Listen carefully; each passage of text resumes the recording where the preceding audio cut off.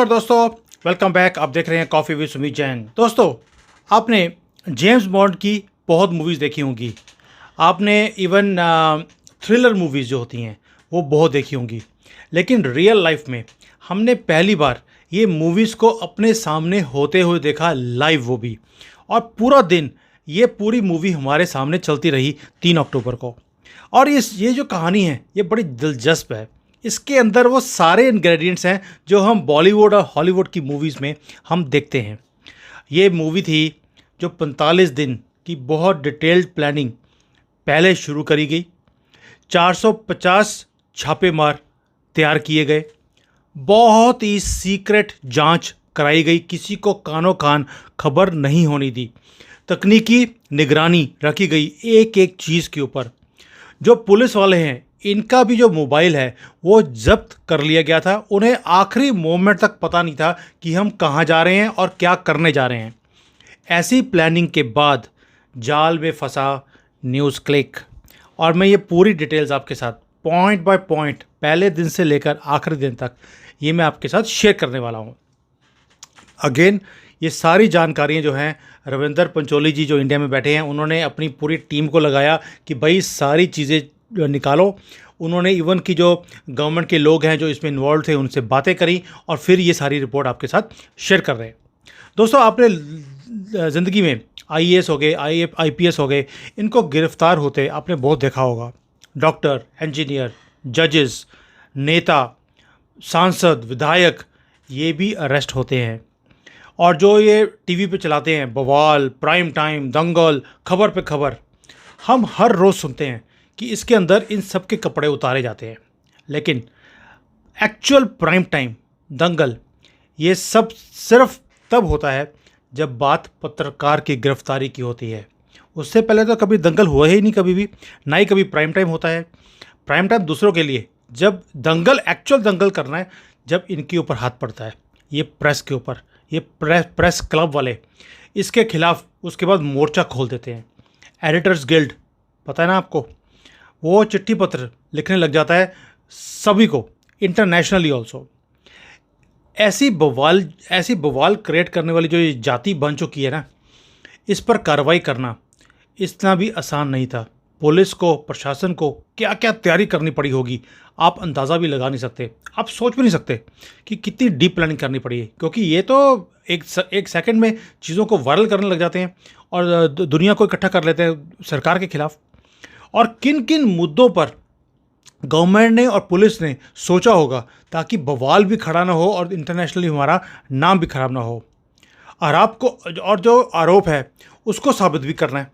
और उसके लिए कौन कौन से डेटाज कहाँ से निकालने हैं, क्योंकि हर चीज़ तो सामने नहीं पड़ी, गूगल के ऊपर तो हर चीज़ मिलती नहीं है।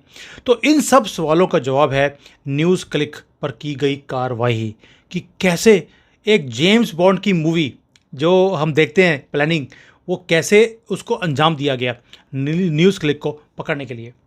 दोस्तों, न्यूज़ क्लिक और इससे जुड़ी जो चाइनीज़ फंडिंग है, इसके मामले में छापेमारी जो है ना, छापेमारी हमने देखी है वो 3 अक्टूबर को शुरू हुई। लेकिन जब छापेमारी की गई उसमें इन्होंने क्या किया, 46 पत्रकारों से पूछताछ की गई। 2 गिरफ्तार हो भी चुके हैं अब तक। और जो ये सो कॉल्ड मीडिया है और जो ये अपने जो आर्टिकल्स लिखते हैं जो कोई पढ़ता भी नहीं है, और ये अपने आप को वैसे तो कहते हैं हम पत्रकार हैं, लेकिन सबसे घटिया वाले जो पत्रकार थे वो थे न्यूज़ क्लिक वाले। और ये जो अपनी इन्होंने एक फर्जी सी वेबसाइट खोली हुई थी न्यूज़ क्लिक, उसको हाथ डालने की शुरुआत कब शुरू हुई? ये 3 अक्टूबर को नहीं हुई, ये शुरुआत हुई थी 17 अगस्त को, यानी कि एग्जैक्टली 45 दिन पहले, 45 दिन पहले इसका काम शुरू हुआ था। पुलिस के एक्शन से, अब पुलिस ने एक्शन जब लिया, लकीली 12 दिन पहले न्यूज़ क्लिक का एक पोस्टमार्टम छापा गया न्यूयॉर्क टाइम्स में। आपको याद है एक न्यूज़ आर्टिकल आया था जिसमें बताया गया था अमेरिका का एक नागरिक है नेवल रॉय सिंघम, नाम तो सिंघम था लेकिन काम उसने विलन के ही किए हैं सारे। तो इसके साथ जो चीनी सरकार है उसके डायरेक्ट संबंध थे और वहाँ पे मीटिंग्स करता था ये। और जो न्यूज़ क्लिक है इसमें जो ये लेफ़्ट विंग वाले प्रोपागेंडा वाले जो लोग हैं, ये वाले, ये फंडिंग लेते थे सिंघम से। इसका खुलासा किया न्यूयॉर्क टाइम्स ने। और जब ये रिपोर्ट आई न्यूयॉर्क टाइम्स के अंदर, तो जो हमारे मंत्री हैं अनुराग ठाकुर, इन्होंने शायद 7 अगस्त को एक प्रेस कॉन्फ्रेंस भी किया था और बताया था कि we will look into it. इसके 10 दिन के बाद दिल्ली पुलिस के स्पेशल सेल ने 17 अगस्त को UAPA, जो ये अनलॉफुल एक्टिविटीज़ प्रिवेंशन एक्ट है, और जो ये एक और वो है जो गैर कानूनी गतिविधियों को रोकने के लिए जो कानून है, उसके तहत केस दर्ज किया और जांच शुरू कर दी गई। जो शुरुआत करी ईडी ने फाइलें बनानी शुरू करी, डॉक्यूमेंट्स इकट्ठे करे और उन डॉक्यूमेंट्स के आधार पर आगे टीम को बढ़ाना शुरू किया ये केस। लेकिन इतना आसान भी नहीं था, क्योंकि बात ये सिर्फ पैसों के लेन देन की नहीं थी, ये थी इंडिया की सॉवरेनिटी, इंडिया की जो ये हमारा नाम है जिसको ये ख़राब कर रहे थे बार बार चाइना से पैसे ले लेकर। ये बात थी हमारी इंटेग्रिटी की, हमारे नाम की और हमारी कंट्री की सेफ्टी की और सॉवरेनिटी की।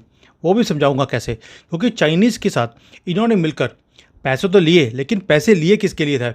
इन्होंने तो हमारा जो मैप है इंडिया का, उसके साथ भी छेड़खानी कर दी और वहाँ पर अक्साई चिन को और अरुणाचल को ये चाइना का पार्ट दिखाते थे। और जब ये जांच आगे बढ़नी शुरू हुई, इसमें जो चाइनीज़ का पैसा है, चाइनीज़ का पूरा षड्यंत्र और अमेरिकन कनेक्शंस, जो ये लेफ़्ट विंग के संगठन है, इसके साथ इनकी पूरी जो अंडरस्टैंडिंग है, और जो भारत के विरोधी गतिविधियां हैं, ये सब के केस जुड़ने शुरू हो गए न्यूज़ क्लिक के खिलाफ। जो आरोप थे वो इतने भयंकर थे कि इन्हें भी एक स्पेशल टीम को इकट्ठा करना पड़ा, क्योंकि आरोप भी संगीन थे, डीप थे और चौंकाने वाले थे। ऊपर से इनके ऊपर निगरानी भी रखनी बहुत ज़रूरी थी भी, इनकी एक्टिविटीज़ क्या हैं, क्योंकि ये थोड़ा सा सतर्क तो हो ही चुके थे जब वहाँ पर न्यूयॉर्क टाइम्स में भी इनके अगेंस्ट आ गई। तो बड़े, जैसे जेम्स बॉन्ड में होता है ना, एक स्पेशल उपकरण, इक्विपमेंट्स यूज़ किए जाते हैं, उन सब इक्विपमेंट्स का भी यूज़ किया गया। और टारगेट में क्या थी? टारगेट थी 3 टीमें बनाई गई, 100 लोकेशंस ईयरमार्क करे गए कि पूरे हिंदुस्तान में कहाँ कहाँ पर छापे मारने हैं। 450 से ज़्यादा पुलिसकर्मी इसके लिए तैयार किए गए, जिनके मोबाइल फ़ोन्स भी इन्होंने रख लिए थे और उनको नहीं मालूम था कि वो क्या करने वाले हैं। अब आते हैं न्यूज़ क्लिक की तरफ। जो न्यूज़ क्लिक है, इससे जुड़ा जो चाइनीज़ फंडिंग का जो मामला था, इसमें जो को फाउंडर थे प्रबीर, और जो इनका एक HR हेड था, उसका नाम था अमित चक्रवर्ती, इन दोनों को सबसे पहले गिरफ्तार किया गया। और फिर बार बार मैं आता हूँ, आपको क्या लगता है इन लोगों को गिरफ्तार करना कोई आसान काम था? इनको दबोचने से पहले इनके एक एक डिटेल्स को बाहर निकाला गया। सबसे पहले इनके बैंक डिटेल्स, उसको बाहर निकाला। फिर जो इनकी कंपनी इन्होंने खोली हुई थी, उसमें जितने भी इनके कॉर्पोरेट बिल्स होते हैं और एक एक पन्ने की जांच, पूरी डिटेल्स में जांच पड़ताल शुरू करी गई, without the company coming to know कि भाई इनकी जो डॉक्यूमेंट्स हैं कंपनी के, उनके ऊपर कार्रवाई हो रही है।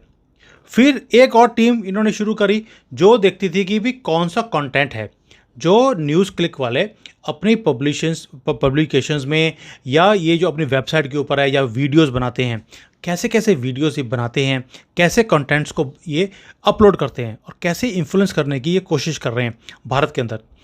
और ये भी देखना था इस टीम को कि जो कंटेंट इन्होंने डाला है उसको कब कब इन्होंने डाला, उसका टारगेट क्या था, और डालने के बाद ये कई बार डिलीट भी करते थे। तो इन्होंने कौन से कंटेंट्स को डिलीट किया है और उसका रीज़न क्या था डिलीट करने का। तो ये सारी चीज़ें इन्होंने इन्वेस्टिगेट करी और जांच करने वाली स्पेशल टीम ने जब सारा काला चिट्ठा इनका इकट्ठा कर लिया, तब जाकर 2 अक्टूबर 2023 की आधी रात को दिल्ली पुलिस की एक स्पेशल टीम की मीटिंग होती है। इस बैठक में 200 से अधिक पुलिसकर्मी इनको बुलाया जाता है रात को, और किसी भी तरह से, ताकि कोई जानकारी जो है बाहर लीक ना हो पाए, सभी पुलिस वालों के मोबाइल फ़ोन्स उस मीटिंग से पहले ही बाहर रखवा लिए गए, ताकि ये ना हो कि ये वहाँ मीटिंग में बैठे हों, मोबाइल फ़ोन ऑन किए हों और कोई और सुन सके कि भाई अंदर बात क्या चल रही है। इसलिए सबसे पहले तो इनका मोबाइल फ़ोन बाहर रख दिए और इनको बताया भी नहीं कि आपको क्यों बुलाया जा रहा है। फिर इनको दिया गया एड्रेस, 100 जगहों पर छापेमारी करनी है कल सुबह। और नाम क्या थे? 40 पत्रकार, जिनसे पूछताछ करने के लिए उन्हें घेरना था। अब आती है बारी जेम्स बॉन्ड वाली मूवी की। जेम्स बॉन्ड में भी इन्होंने क्या किया, जेम्स बॉन्ड वाला काम कैसे किया कि जितना बड़ा आरोपी, उसको दबोचने का भी तरीका बिल्कुल अलग, और लीक प्रूफ ऑल्सो।